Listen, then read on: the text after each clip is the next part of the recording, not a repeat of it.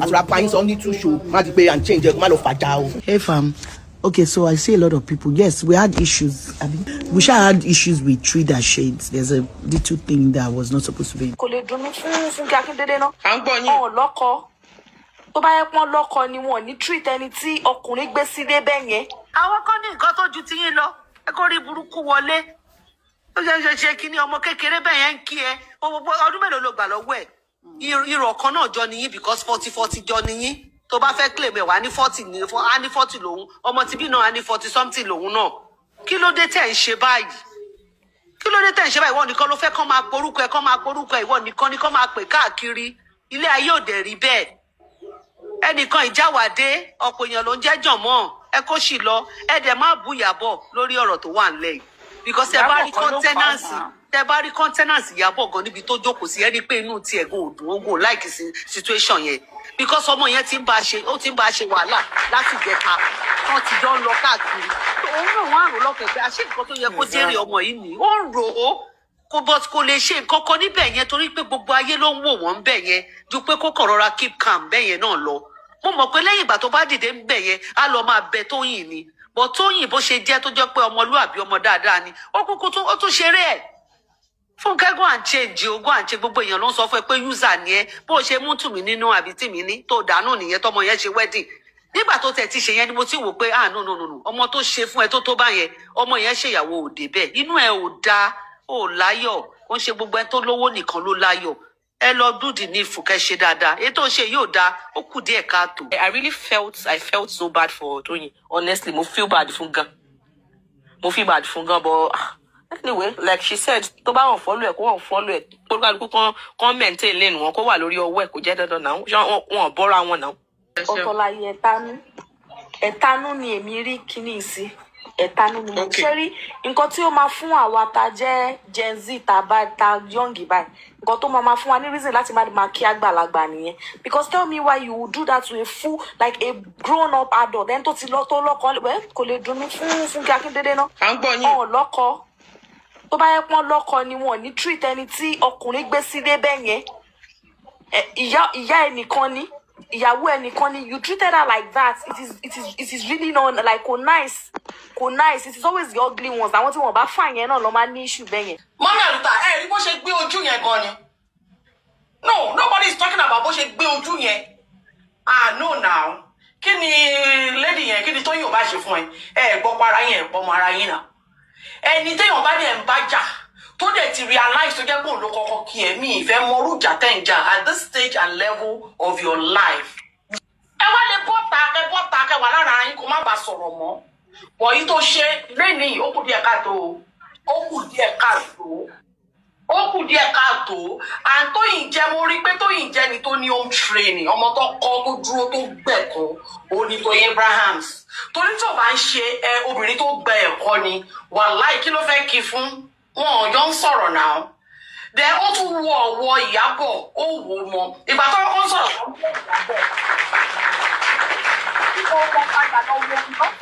because mo ń wo kíní yẹn bá bí mo ṣe wà orí second phone mi mo ń wò pé Ìyábọ̀ kí ni Ìyábọ̀ ṣe kí ni fọ́ọ̀tẹ̀ láàrin yẹn mo ń kọ́ wò pé àwọn yẹ kí Ìyábọ̀ lè tààpù ẹ̀ pé Fúnkẹ́ Tóyìn kí ẹ̀ náà but mo wá wò pé no she has to compose herself because tó bá tààpù ẹ̀ ó lè ní kíni kó ṣe mọ̀ ẹni tó lè ṣe bẹ́ẹ̀ yẹn ó jáde mọ́ Ìyábọ̀ ìyá tún dìjà so Ìyábọ̀ has to compose herself kó neutral but the only thing tí mo kàn lè sọ ni pé Ìyábọ̀ ibi tẹ́mi ti máa rí pé bóyá o ṣàbòsí ni pé after this show if you cannot scold Fúnkẹ́ the way it should be tó o bá lè sọ̀rọ̀ sí àárín yẹn kò ní dáa because ìwọ ló yẹ kó jẹ́ kó mọ̀ pé nǹkan tó ṣe kò dáa because torí títí ẹ ló ṣe gba insult ọwọ́ títí ẹ ló wò mọ́ Fúnkẹ́ lára bó ṣe pọ́n ilé àpọ́nlé tó fún ẹ ló fi pọ́n Fúnkẹ́ lé if not so ta ni Fúnkẹ́ you guys are the same age 48. Tóyìn Abraham stands so I think Tóyìn is 43 àbí 44 Tóyìn ò ń ṣọmọ kékeré náà Tóyìn ò ń ṣọmọdé fún tó bá jọ ọmọdé kò bá jọ ọmọ 25 kò bá jọ ọmọ 26 kò bá jọ ọmọ 30 ẹni tí Ọlọ́run tó ti jẹ́ kó wọlé ọkọ tó ń bímọ tóun náà ti ń mọyì owó tó ti ń kàwó tó ti ń fi brain ẹ̀ pa owó tó ti ń ṣe tẹ́lẹ̀jọ wà ní kíní tí nǹkan bá ṣẹlẹ̀ ó kí ẹ̀tọ́ ẹ̀dá lóhùn ní ìfẹ́ mọrú èèyàn bẹ́ẹ̀ yẹn àwa wí tó lọ fún deputy governor thank God ìgbọ́n tó bá wọlé deputy governor ṣé nǹkan tó fẹ́ máa kọ́ àwọn youth wa lélẹ̀ gbogbo àwọn ọmọ wa kéékèèké tó wà ní kíní ṣé nǹkan tó fẹ́ kọ́ wọn ni. Kọ́má lẹ́mí dáríjì. as a deputy governor kọ́má lẹ́mí dáríjì unforgiveness so kárí deputy governor ní ẹlẹ́ni tó dẹ̀ ní premier yẹn tí tó yìí kí ẹ wàá fẹ́ẹ́ lè sọ pé káwọn ẹni tó rẹ̀ ẹ̀gì ẹ̀gàn kí wọ́n gbé sórí kí wọ́n gbé dànù. I like you I love but this moment I'm unfollowing you in all my social media ìwà burúkú except to bá bọ́ta to admit to dey apologize because èèyàn gbọ́dọ̀ treat ẹranko èèyàn ní America àwọn ajá wọn pọ́n wọn lé gọjú èèyàn lọ anybody can testify to it kámá tí wàá sọ pé èèyàn ẹlẹ́ran ara how do you want her to feel tó fẹ́ kó lọ máa ro kíní kó ṣe kíní. I will unfollow you right now because rather than tọ́wọ́ gbé tàbá sọ pé celebrity tá a lè pẹ́pọ̀ lára yín àwa náà la dẹ̀ ń wo fíìmù yín tẹ̀fí ń jẹyàn tá a bá wò wọ́n ẹ̀ you are nobody. Àwa la sọ. You are nobody. Alájà mo ti ṣe fídíò kan ní last week mo ní ẹ̀yin celebrity ṣe yamayama ẹ̀ àwa la sọ ní fídíò tá a bá wo múbi yìí tá a lọ sí mímá ẹ̀ ní kankan. àníyín nílé aláró. Ta ló mọ ìyálàjà wọn yín. pé àwa tá à ń paṣẹ tá à ń ṣe kinní ni táwọn owó wọ̀tálẹ̀ yìí ń gbà lọ́wọ́ wa náà ẹgbẹ́ àlọ́wọ́ sinimá àlọ́ ṣe kinní kan àwọn YouTube àwọn Netflix owó títí wálẹ̀ yìí fi interest lẹ́ fi ń ṣe kinní náà ó wá ń ṣe bí olórí burúkú. ìfọ̀ àti látàwọn aṣọ làwọn òtún ní owó fún ọmọ àti òtún ní owó fún ọmọ ó ń ṣètè pé ìgbéraga ó ń gbéyàn ṣọlẹ̀ ni ìgbéraga eléyìí ti pọ̀jù eléyìí tẹ̀tẹ̀ ó ti pọ̀jù no matter how kò bá jẹ́ pé Tóyìn kan ṣàbòsí jẹ́ pé bàmí ìyàwó pé wọ́n ṣàjà gan ìwọ náà yẹ kó lóbìnrin ìjẹ̀bú fún Tóyìn láàrin yẹn lẹ́yìn. Inú ń bí mi àǹtí Fúnkẹ́ ẹ̀ ṣe dáadáa no ẹ wù wà gbàyà àǹtí Fúnkẹ́ ìwà gbàyà lẹ́wù ìwà gbàyà ẹ̀ ṣe dáadáa ẹ̀ wà bí ọmọ Yorùbá ṣé Tóyìn gbọ́kọ yín ni tó pa yín lọ́mọ ni kí ni Tóyìn ṣe fún yín tó lè tó yẹn that is public embarrassment. Wọ́n ṣàṣìyìn ni sọ́níkẹ́ fọwọ́ ayé ṣe ayé ni sọ́níkẹ́ ṣìṣe ni. téèyàn bá tiẹ̀ ń jà téèyàn bá ń jà tẹ bá ti débi public place bẹ́ẹ̀ yẹn tẹ mọ̀ pọ́n máa fojú sí yín lára ẹ̀ tí ẹ̀dẹ̀ sì kíra yín ìjà yẹn wá lè tún máa padà lẹ́yìn gbogbo nǹkan paparazzi tẹ̀ ṣe ń bẹ̀ yẹn kì í ṣe lójú gbogbo èèyàn bẹ́ẹ̀ yẹn just like you think you are disgracing her but you are disgracing yourself. Ó tún pè ẹ́ láàánú àǹtí yẹn ó weigh a lot kò fi rẹ̀ sípò àgbàlagbà rárá ó wá ṣe bí ọmọdé níbẹ̀ yẹn because èmi rí i pé bí ọmọdé ló ṣe kò yẹ kó rí bẹ́ẹ̀ yẹn rárá tẹ́ bá jọ ń jà tẹ́jọ́ ń bí fara yín not in public ó dùn mí gan ni ó dàbí kí n wà bẹ́ẹ̀ kí n fọ́ etí fún un pé ṣé ò gbọ́ ni àbí dìdìrìn ní ẹni ṣán ti lọ ṣe oògùn sí ẹ pé kò ṣiṣẹ́ ni ó dùn mí gan ni o. ṣe rí nígbà tí mo rí fídíò yẹn mi ì lè wò lẹ́ẹ̀mejì. ọ̀rọ̀ ńlá ńlá àjẹrí Fúnkẹ́. mi ì lè wò lẹ́ẹ̀mejì. It's so bad. I felt for that lady. mo rí táwọn kan ń kọ pé Ìyábọ̀ yẹ kó ṣe kí lẹ fẹ́ kó ṣe. What do you people want her to do at that moment? Tẹ́ bá wo count. Ó yé mi o, God bless you. Tẹ́ bá wo countenance. Ìgbà tó gbé mi wá sí life lálẹ́ nìyẹn. Ìyábọ̀ Òjó tó ń pariwo. If you see her countenance it said it as in she felt so bad. So kò sí nǹkan tó fẹ́ ṣe at that moment. That lady is so proud. She is so proud. Fame yẹn to get into her head. And ẹ̀rù ẹ̀ bá mi gan. Àwọn èèyàn tó lè gbéyàn sókè wọ́n tún lè fàyàn wálẹ̀ o. She should trend gently. N tó ṣe fún bèbí yẹn lénìí, ó dùn mí gan. So bad. Wọn ò gbọdọ̀ treat ajá báyẹn. So bad. Who are you? Kí ló ń ṣe ẹ́? Kí ló gbé tó ń gbìn náà? You are just behaving like an animal. Ọkùnrin wo ló wá fẹ́ gbé ẹ sílé pẹ̀lú attitude rádaràda? That was the way you treated that man tó bímọ fún. Kódà. Very bad. Very, very bad. You are ugly. You don't have good character. Kí ló wá ní? You only have money. Níwà tó máa fi náwó náà. That is so bad. I felt for that lady sha, I felt for her. Kó jókòó sórí ọwọ́ ẹ̀, ó ti update fún, ó ní àgbàyà ni, which I support her. Àgbàyà ni, ó ní tóun bá tún kí ẹ kó lọ máa lè lòun. Yes, she has every right to say that. Ó dùn gan, ó dùn gan. Nǹkan tí mo fẹ́ sọ nìyẹn, she should go and change. Ṣẹ́rí Fúnkẹ́, gbogbo èèyàn ó yẹ ká ẹ ti mọ irú èèyàn tí Fúnkẹ́ jẹ́ tipẹ́tipẹ́. Mi ò lè ever nífẹ̀ẹ́ láyé nítorí pé number one, ẹni tí ẹ mọ̀ pé ọ̀dájú gidi ni. Ṣẹ́rí fíìmù ẹ̀ kan tó ṣe tó jẹ́ ṣì tó wà ní prime kínní, òun gangan ó gbé ara ẹ̀ pé òun gangan leléyìí. Tẹ́ ẹ bá wò ó, òun ló máa ṣe ẹ́, òun ló máa gbà ẹ́. Ẹni tí ìyá ẹ̀ kú tí ò débi òkú ìyá ẹ̀, bàbá ẹ̀ kú, bàbá ẹ̀ ló kọ́kọ́ kú, kò débi òkú bàbá ẹ̀. Lẹ́yìn náà ìyá ẹ̀ kú, kò débi òkú ìyá ẹ̀. Ẹ jọ̀ọ́ irú vision wo ni wọ́n sọ fún? Irú kí ló ṣẹlẹ̀ tí ò fi débi òkú àwọn méjèèjì? Tó bá fọ́kọ eléyìí, ọkọ yẹn wọ́n máa padà gbé sílẹ̀ ní, nítorí pé àwọn ọkùnrin ò lè take ìwà ẹ̀. Kì í ṣe gbogbo èèyàn ló lè take àwọn ìwà ẹ̀. Very arrogant. Ẹ mọ̀ bullet burúkú tí àwọn ará Èkó dodge láti má jẹ́ kó wọlé gẹ́gẹ́ bí deputy governor. Gbogbo èèyàn ò bá ti dá mọ̀. Gbogbo nǹkan tó ń ṣe kò preach nǹkan tó ń preach nǹkan ló ń ṣe. Ẹ̀dá burúkú ni, inú burúkú ló wà láwẹ̀ àfẹ̀mí. Òun nìkan ló fẹ́ kí wọ́n máa rí. Òun nìkan kò fẹ́ kí wọ́n rẹ́ lòmíì. Òun nìkan ló fẹ́ kí wọ́n máa rí. Ṣó ti yé yín? Òun ló fẹ́ kí wọ́n máa rí, kò fẹ́ kí wọ́n rẹ́ lòmíì. No matter what, mo ti rí àìmọye ìgbà ló ti jẹ́ pé Tóyìn wọ́n ti interview ẹ̀ lórí ọ̀rọ̀ Fúnkẹ́, ó máa ń pọ́n Fúnkẹ́ lé ní. A ní senior colleague òun ni. Kò ní sọ̀rọ̀ burúkú nípa ẹ̀, ìyẹn nìkan ti tó láti ní pé anywhere kó fún ọmọ yẹn náà ní respect. Respect is reciprocal. Kí ọdún ẹjọ́ ṣojú lọ gan ni. Problem tó tún ní pé fíìmù Tóyìn wọ 1 billion.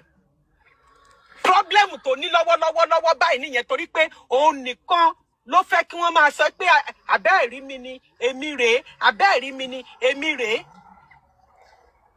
Ó lọ clinch mọ́ Ìyábọ̀ Òjó nítorí àṣírí burúkú tí ó mọ̀ pé Ìyábọ̀ Òjó lè gbé síta. Òun ló ṣe lọ clinch mọ́. Tó ṣe wá ń ṣe tó ń gba wájú tó ń gbẹ̀yìn tó lọ sí kinní. Tẹ́ bá wò.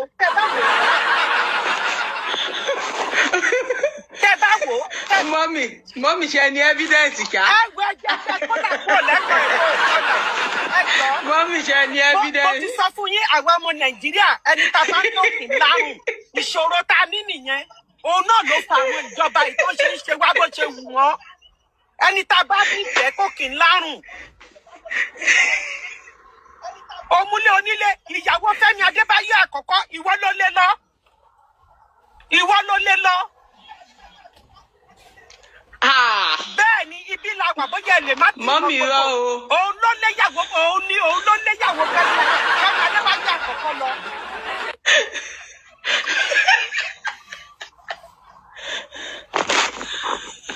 Ẹ wo ọkùnrin gidi alálùbáríkà. Ẹ wo ọkùnrin gidi alálùbáríkà. Bàbá yẹn tó bí ọmọ jẹjẹ ski tó bí àwọn ọmọ yẹn kú. Ẹ wo ọmọkùnrin yẹn. Ẹ wo bí yẹn ṣe fèrè fẹ́. Ẹ wo ṣebí nọ́ọ̀tì nìyẹn wà tó ti ń ṣayé ẹ̀. Ẹ wo ìyẹn fi gbogbo nǹkan lẹ̀ fún ìyẹn òwò ẹ̀yìn wò. Ìyẹn fi gbogbo nǹkan lẹ̀ fún ìyẹn òwò ẹ̀yìn wò. Ṣó ti yé yín? A máa ṣe bí ẹni pé kò sí irú òun. Ìwọ tó ugly mú tẹ̀tẹ̀. Tẹ́ pé makeup ló gbé ẹrọ. Tí ò bá lo makeup tó bá jí láàárọ̀ lẹ máa mẹni tó fine. Tó bá jí láàárọ̀ ẹ lọ wo ẹyin jú ẹ lọ wojú ẹ. Ẹ máa rí pé eléyìí ugly pa ni.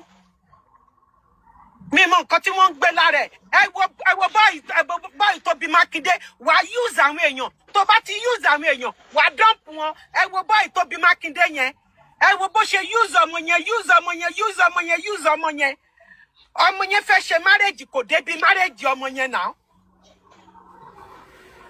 ọmọ yẹn tún bímọ kò débẹ̀ kò sí kankan tó ṣe kò tiẹ̀ gbé sórí péèjì ẹ̀ kó tiẹ̀ kí ká máa sọ pé bóyá ó bízì ń gbà náà. tó bá wà níbi kan tó yìn gbà fún ẹ ó gbà fún ẹ pé wọ́n number 1 ó number 2 ó ìwọ nìkan ò lè wà ń bẹ̀ èèyàn kan náà máa tẹ̀lé ẹ tó bá yà àwọn kan náà wọ́n máa débi tó wà wọ́n máa kọjá ẹ kí là ń bá ká tá à ń wọṣọ irin kò yẹyẹ tó ní ara ẹ ló yẹyẹ wàá dẹ̀ máa wọ aṣọ sẹ̀lẹ̀ ọlọ́run ojú gbà méjì bìkọ́ sẹ̀lẹ̀ sí àlèmí náà wàá máa wọ aṣọ sẹ̀lẹ̀ wàá máa pray that means you don't practice what you preach to people. ìyẹn ló dùn yín jù. practice kan tó preach now ọmọlàkejì ẹ wá kí ẹ oròpó fipá ó fi rẹ̀ pa ni mo dẹ̀ ṣọ́ọ̀pù máa lose followers pẹ̀lú kan tó ṣe yìí wọ́n bá tiẹ̀ ń ṣe fún ẹ tó ń dún bí arére ibù kó má ṣoògùn ti yan ọkùnrin gan kó tó bá níwà pẹ̀lú ó máa bàjẹ́ gbogbo nǹkan ní ayé yìí ìwà ní gbéni débi gíga ó wá wọ́ọ̀ṣì ọmọ ọlọ́mọ òfin pé bó ṣe wọ́ọ̀ṣì ẹ̀ yẹn irú èmi sì ó yẹ kí tó yìn gan kó star lórí ọwọ́ ẹ̀ ni ó yẹ kó star mo dẹ̀ máa pé inú àwọn legend wọ́n máa pè máa sọ fún kókó nẹ́ẹ̀tì tó ní nǹkan tó ṣe ní alẹ́ yìí aláyé dúró lọ́rọ̀ ọwọ́ ẹ̀ tí Ìyábọ̀ bá ń ba ṣọ̀rẹ́ jẹ́ kó ba ṣọ̀rẹ́ ìyẹn kò dí ọ̀rẹ́ títí ẹ pẹ̀lú ọ̀dọ̀ Ìyábọ̀ kí là ń gbé táàrẹ́ ni sọ wá ó ń lo jíwagàn ó ṣe dáadáa náà ayé wọn náà lo mọ́tò tó ní. orogún òwò ló ń ṣe inú ẹ ò dáa ẹ ti rí nínú ìwà ẹni tí bàbá ẹ kú kò mọ ibi tó sì bàbá ẹ sí di bó ṣe wà yẹn o.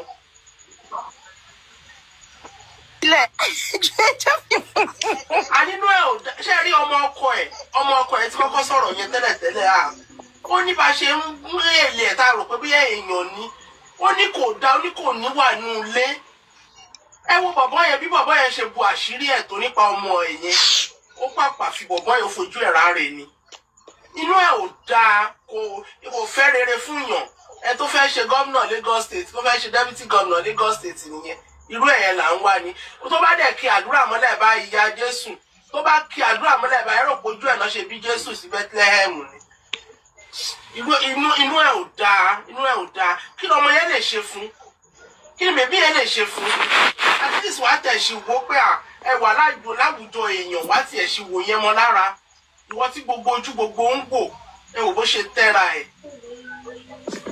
èèyàn rádaràda èèyàn rédèrèdè ni gbogbo wọn dẹ̀ ní gbogbo àwọn tó ń ṣe fíìmù yẹn gbogbo wọn ìkànkan ni wọ́n ìkan òṣẹ́ kan ẹ̀tanú ti pọ̀ jù iṣẹ́ wọn yẹn iṣẹ́ ẹ̀tanú ni tó bá ti rí èèyàn kan tó ń gbérí báyìí bíi pé kán fà wálẹ̀ inú wọn ò dá síra wọn a kàn ń wò wọn lọ́ọ̀kan máa yẹn ni inú wọn ò dá síra wọn. inú mi dùn báyẹn fún kẹ́yẹ̀ ti fi wá ẹ̀wọ̀n sí gbogbo èèyàn gèdè gbogbo èèyàn máa hàn fọ́ọ̀lù ẹ̀ sí ojú àmọ́ wá ojú àmọ́ bí ẹni àrọ̀ lóye ó kàn wá síbẹ̀ yẹn ó kàn kẹsẹ́ òṣì wá síbẹ̀ yẹn wá sí àdàbà yẹn rú ni. èní yìí àsùnfànàlà èní yìí dùn mí ó dùn mí wọnú egun ẹ máa rò bẹ́ẹ̀ mi ló ṣẹlẹ̀ sí ni àbí bẹ́ẹ̀ ọmọ ìyá mi ló ṣẹlẹ̀ sí ni like ó dùn mí gan-an she is a people pleaser and nǹkan tó máa ń gbẹ̀yàn àwọn people pleaser nìyẹn you always want peace nǹkan tó máa ń gbẹ̀yàn àwọn tó máa ń fẹ́ please èèyàn ni ṣé yàrá wa tẹ́lẹ̀ pa adájú asánjú you will never see us in that kind of scene but people that want peace every time that is what's going to end them she always wants peace as at some weeks ago I think I heard that she and Iyabo Ojo were single things gossip. I wasn't expecting her to be in that scene, that place. But she does not want it to be something that they will start saying. Iyabo Ojo àti Toyin Aimaku ní issues ní òṣè yọjú ní òṣè wá. She does not want. She just wants peace. If you watch her, she wants peace. There was a time she wrote some epistle on her page that she will advertise for Funke Akindele, blah blah blah blah blah. She always wants peace within people. She's a peacemaker. Look at them, you're wicked. She's very wicked pẹ̀lú nǹkan tó ṣe ní premier yẹn ó wicked lójú tèmi because ṣe sí ẹ ó ti show òun ni ò lè jẹ́ kó gbélé ọkọ òun ni ò lè jẹ́ kókùnrin ó dúró ní ọ̀dọ̀ ẹ̀ pẹ̀lú behaviours ẹ̀ bẹ́ẹ̀ ìjọba ti ṣe nínú ilé ó máa gbé data kò sí èéfín níwà the way tó fi ṣe pẹ̀lú ẹni tí ò bá ti ẹni tó jẹ́ pé bó ṣe wà kò lè cope pẹ̀lú ọkùnrin tí ì ṣe ọkùnrin kan kì í ṣe ọkùnrin méjì kì í ṣe ọkùnrin mẹ́ta ló ti wà pẹ̀lú ẹ̀ tí ò lè stay pẹ̀lú ẹ̀ definitely òun gangan ló wicked tó bá sì jẹ́ pé ọkùnrin kan ń sìn wọ́n lè sọ pé mistake ni ọ bóyá ọkùnrin yẹn ò dáa bẹ́ẹ̀ oníkálukú mọ story ẹ̀ náà so definitely ó wicked láti behave bẹ́ẹ̀ yẹn sí colleagues ẹ̀ eléyìí tán sọ pé age kí ni age ẹ̀ ẹni gan tó gba 5-6 years lọ́wọ́ èèyàn yẹn ń pè lórúkọ náà wọ́n jẹ́ jìjọ ń pera yín lórúkọ we are friends ni ó tún pọnlé ó tún pè láǹtí ifá tóyìn tún turn back ó tún wojú ẹ̀ again ó tún di mọ́ Ìyábọ̀ kò tí ó ṣàṣojú kóńgò síwájú ní bí ìgbà tí kò tiẹ̀ mọ̀ bóyá èèyàn ń sọ̀rọ̀ which is very bad téèyàn bá gòkè irú wọn ló gbúdọ̀ kíyèsára kó kíyèsára ni torí kò pẹ́ àwọn gbogbo àwọn èèyàn tó ń fọ́lọ̀ ẹ̀ tó bá yá náà àwọn náà ló máa drop ẹ̀ so òun ló mọ nǹkan tó yí lórí ẹ̀ Tóyìn náà simple bẹ́ẹ̀ Tóyìn ti marry sí ni Tóyìn fi dípò ti calm down Tóyìn gan ní gbàskára kó lórí gan òun gan òkú iṣẹ́ ni tó rọ̀ ó wò pé yes ó ti wọlé ọkọ ni Tóyìn fi calm down now.